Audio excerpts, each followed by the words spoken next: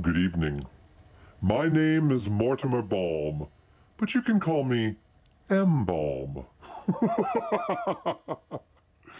As you probably ascertained, I am a mortician.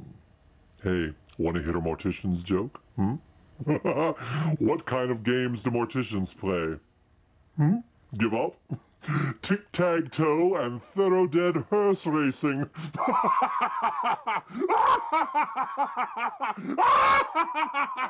But seriously, due to some recent tragedies during the viewing of this film, the legal department has procured my services to offer you, the viewing audience, a stern and solemn warning. If you are prone to be an impressionable disposition, have a weak heart, hypertension, or any other condition that might be aggravated by a severe and horrifying shock to your system, then we implore you, do not view this video. I repeat, do not view this video. The story you are about to see is based upon true events. Well, except for the parts we lied about. But it has scenes of horrifying seizure-inducing terror, and should not be viewed by anyone with a history of heart trouble or mental instability. Should you decide to ignore this warning and watch the DVD, then you'll be pleased to know we have included a warning device for you of sorts. A warning that will allow you time to turn away just before each terrifying moment occurs. When you see the screen flash red like this, you'll have about 5 seconds to turn away or close your eyes. Should you ignore all of my warnings and have a fatal seizure or are merely scared to death, we accept absolutely no responsibility. Besides, you have been warned. Should you die, well, I guess I'll be seeing you sooner than later. Enjoy the film, and always support your local mortician. He'll be the last to let you down. And yes, even if you don't like flowers, eventually they'll grow on you.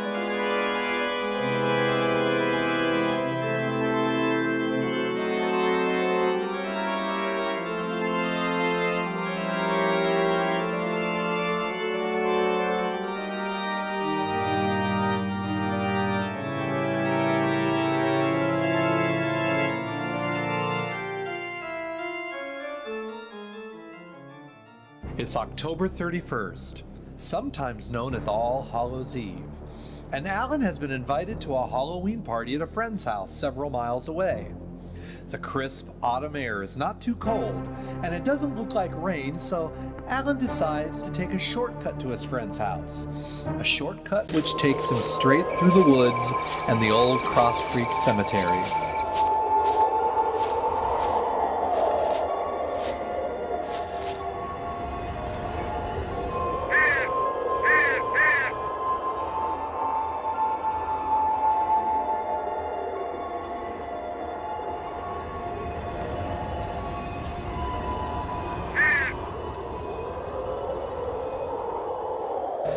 As he walks past the crumbling old moss-covered tombstones, he can't help but wonder, if only briefly, Can the disembodied spirits of the ancient dead still whisper on the breeze?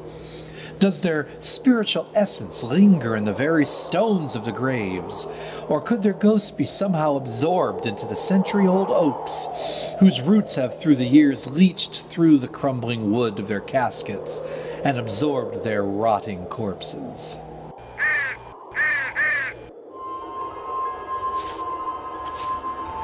Up ahead, the oldest part of the cemetery, and a gaping hole in the side of some poor soul's cold, lonely tomb. Was it a vandal trying to break in, or something trying to get out?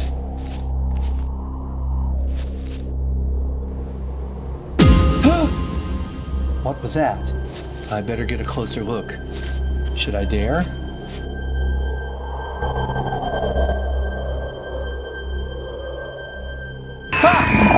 But nothing could have moved in there. There's nothing but death inside that tomb. He moved as quickly as possible to exit the cemetery and back into the wooded shortcut, which might just be akin to jumping from the frying pan into the fire.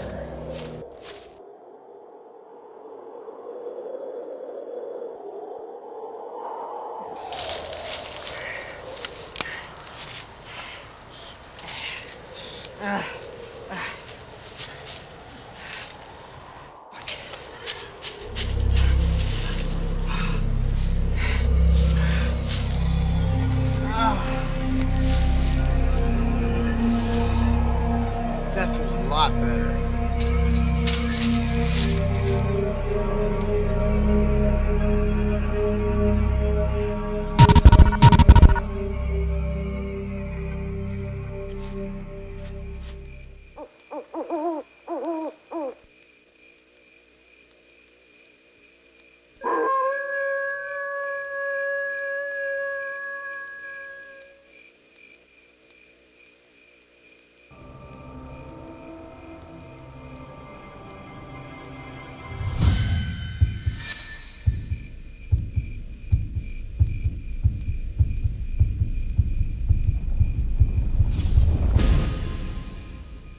Now, Alan had been through these woods many times in the past hunting with his father, and he had never before seen a small cemetery here.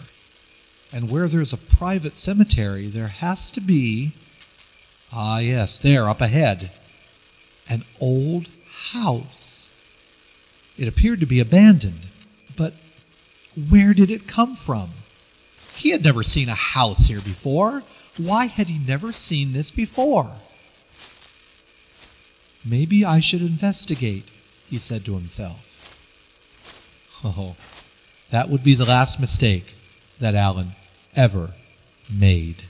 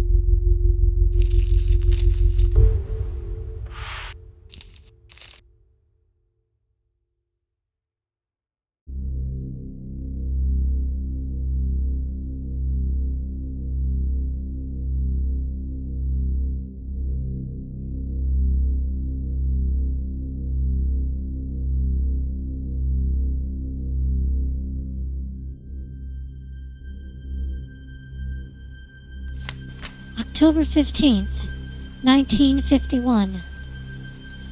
Dan had those terrible nightmares again last night. He woke up screaming. I'm getting very concerned. October 20th, 1951. Dan is starting to scare me. He's nervous all the time and says he hears voices talking to him out in the family cemetery after dark. He's changed. I'm frightened for myself and for the children.